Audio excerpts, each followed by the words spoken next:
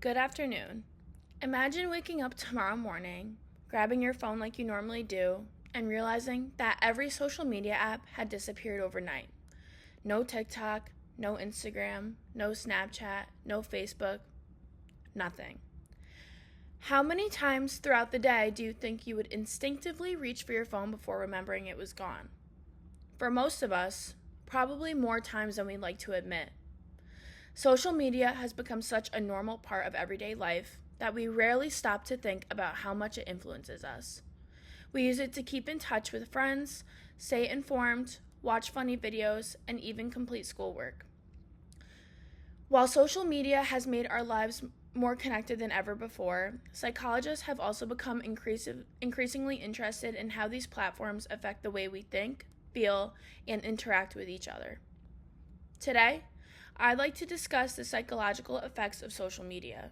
Specifically, I'll explain how social media affects our attention and focus, how it influences self-image and mental health, and finally, how it has changed the way we build and maintain relationships. As a college student who has grown up alongside social media, I became interested in this topic because I wanted to understand why it can be so difficult to put our phones down. After researching its psychological effects, I realized there is much more happening behind the screen than I ever imagined. Understanding these effects can help us recognize how social media shapes our daily lives and encourage us to use these platforms more intentionally. Let's begin by looking at how social media captures our attention. Our first point is that social media is intentionally designed to keep us engaged. Have you ever opened TikTok intending to watch one video, only to realize nearly an hour had passed of scrolling? Most of us probably have. I know I have. According to the U.S. Surgeon General, many social media platforms are specifically designed with features such as personalized algorithms, push notifications, and infinite scrolling that encourages users to spend more time on this app. One reason these features work so well is because of dopamine. Dopamine is a neurotransmitter involved in motivation and reward. Harvard Medical School explains that activities creating unpredictable rewards, such as receiving likes, comments, or notifications, activate this reward system in the brain. Because we never know when the next notification will arrive, we continuously check our phones throughout the day, causing a cycle. Psychologists often compare this to pulling the lever on a slot machine. You don't keep playing because you win every time, but you keep playing because the next pull might be the one that pays off. Another feature that keeps users engaged is infinite scrolling. Years ago, websites had natural stopping points. Today, social media removes those stopping points entirely, making it incredibly easy to lose track of time. Notifications also compete for our attention. Whether we're studying, eating dinner, or talking with friends, every vibration or banner notification interrupts our focus. Research published by the National Institute of Health has shown that frequent digital interruptions can reduce concentration and make it more difficult to complete tasks efficiently. While social media competes for our attention, it also affects something much more personal, which is our self-image. Self-image is how one sees themselves. Social media can significantly influence self-image and mental health, but one reason for this is social comparison. As humans, we naturally compare ourselves with other people in competition. However, social media changes what we're comparing ourselves to.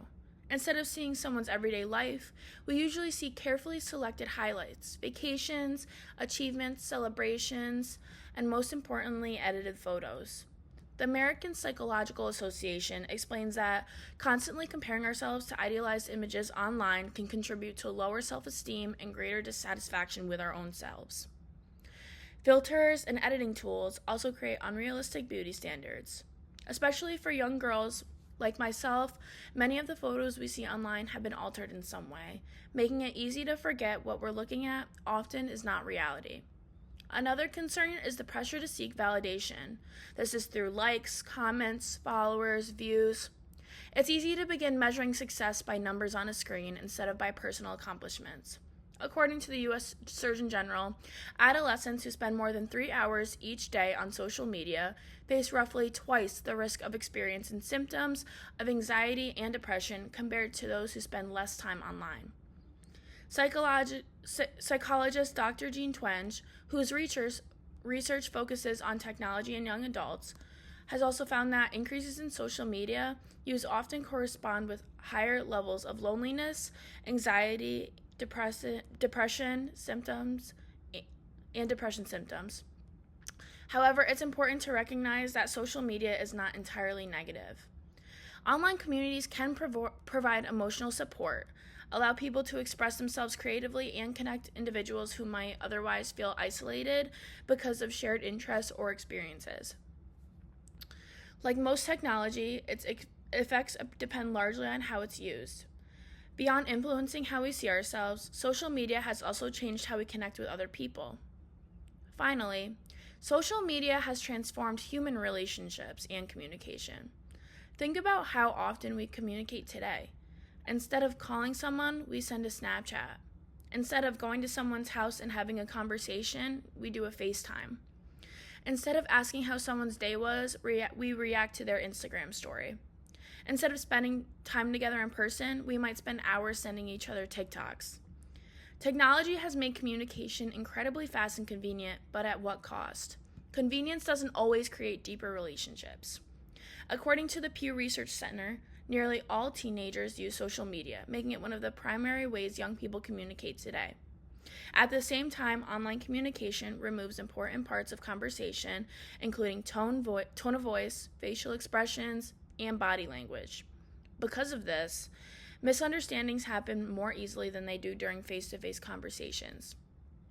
Social psychologist Dr. Jonathan Haidt argues that while smartphones and social media have helped people stay connected digitally, they have also reduced opportunities for meaningful in-person interaction, particularly among younger generations. Still, social media has undeniable benefits. It helps families stay connected across long distances, allows students to collaborate instantly, it spreads awareness about important social and worldly issues. It also creates communities for people who may have never met otherwise. Rather than asking whether social media is good or bad, a better question is how we could use this more responsibly. Today, I'd like to conclude in returning to the question I asked at the very beginning. Imagine waking up tomorrow and discovering that social media had disappeared overnight. I want you to take a second to reflect on how you would feel about this. Would you feel relieved? Would you feel anxious? Or would you simply keep reaching for your phone without even realizing it?